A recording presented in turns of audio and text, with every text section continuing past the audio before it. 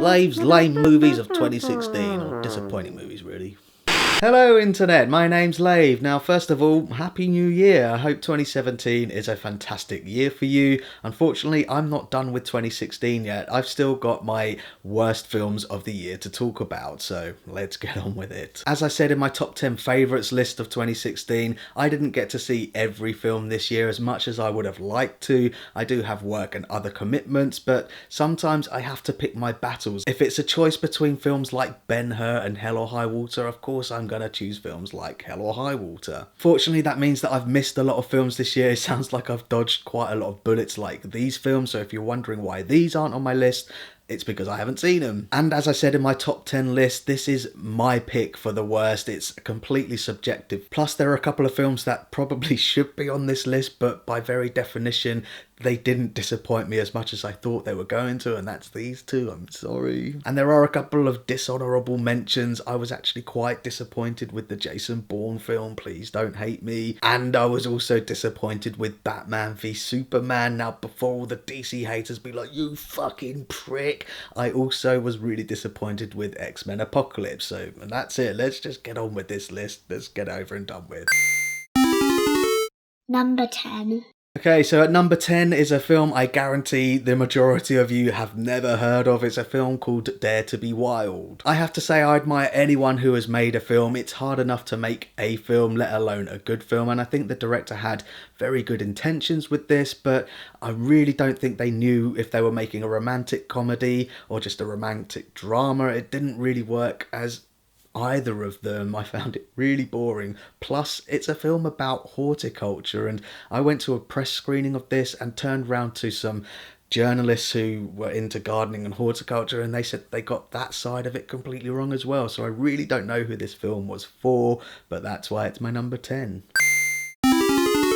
Number 9. My number 9 is also a film which I think is struggling to find its own identity. I don't think it knows if it wants to be a serious kind of action thriller or if it's a spoof on Jason Bourne and James Bond. And that film's Bastille Day, but I think it's also known as The Take. I think it had quite a small budget, and I think that's quite obvious in certain scenes. Idris Elba's in it and one of the guys from Game of Thrones. But as it gets to the third act, I wasn't sure if this film was actually a spoof or not. So that's why it's my number 9. Number 8. At number 8 is Jack Reacher Never Go Back, or Jack Reacher 2. I actually really liked the first Jack Reacher. I thought it was quite a good contender to the James Bond and the Jason Bournes and the Mission Impossibles. Just imagine how shit they would be if Jason Bourne or James Bond found out that he might have a daughter. That's what they did with Jack Reacher, and it turns into this really shitty road movie with generic action, snooze fest. Number 7. At number 7 is The Girl on the Train. Now, what was really funny about this film is that it seemed like everyone was slating other reviewers for comparing it to Gone Girl, but I totally thought it was justified. I definitely think this film only got made because of the success of Gone Girl, but it just didn't live up to it for me. Despite a good performance from Emily Blunt, I really didn't gravitate towards her character, and by the time the killer was finally revealed, I really didn't care. There were just too many flashbacks. Number 6. At number 6, Suicide Squad.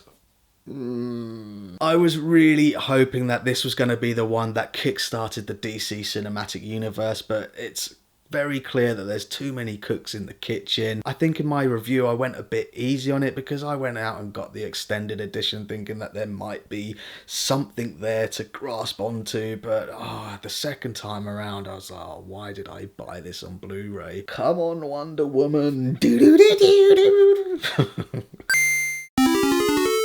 Number 5.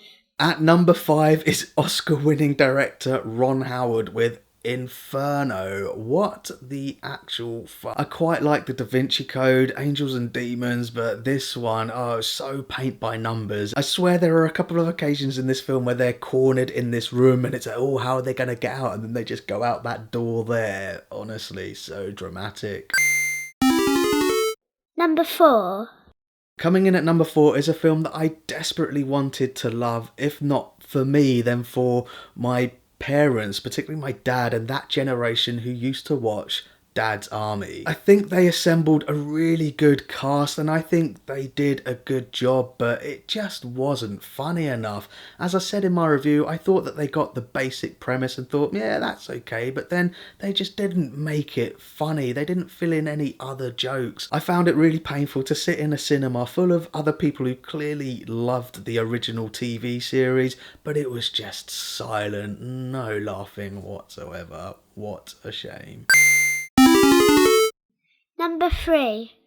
At number 3 is another big screen adaptation of a British sitcom. I almost said shitcom then, but absolutely fabulous. Again, it was another film that I just sat there so bored because I didn't find any of the jokes funny. One joke that got a out of me was the scene when Patsy gets electrocuted, but they showed in the trailers before my viewing that was a sketch from one of the TV shows. Oh, I just was so bored with this. I just didn't find this one funny. It was a huge conveyor belt for loads of cameos. Oh, Jennifer Saunders. Ugh.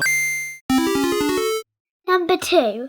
My number 2 film is a sequel to a film that I loved as a child. That's Independence Day: Resurgence. Oh, what can I say? It's everything that's wrong with sequels. They just think that doing it bigger and better is the way forward. Didn't have any of the charm of the original. Didn't have Will Smith. That was a big problem. I hated it and I just couldn't wait to see Arrival. That's all I was thinking about while I was watching this shit. Number 1. My number 1 film that I really just wanted to walk out of the cinema. None of the jokes landed for me, much like Absolutely Fabulous. A conveyor belt of cameos. Didn't get the point of it. That's Zoolander 2. I quite liked the first Zoolander. I didn't think it was Ben Stiller's best work by a long shot, but I thought it was okay because it was poking fun at the fashion industry. It totally got that, but this one, just, as I say, cash grab. None of the jokes landed for me. I think I started playing with my phone when they started calling his kid fat, and even Will Ferrell couldn't save this. I hated it. I couldn't wait for this one to finish. What a steaming pile of shit. So that's my list, and I'm sure there's probably a whole load of other films that deserve to be on here, but these are the first top 10 that I wrote down. Oh my goodness. But overall, I thought that this was a pretty good year for films. If you don't believe me, then please check out my top 10 favourite films of the year. And 2017 is shaping up to be a really good year, it looks like. I'm already deciding which film I'm going to see next. Case in point, I've got Silence or A Monster Calls to watch first in 2017, or Assassin's Creed. And thank you very much for watching. I really do appreciate it, and thank you even more if you're one of my subscribers or people who like my videos and comment. I really do appreciate it. I love reading your comments. I do try to read everyone and I do try to reply to everyone. Tell me what you thought of movies in 2016. Let me know in the comments, and thanks again for watching, and don't forget to share the lave. Adios 2016.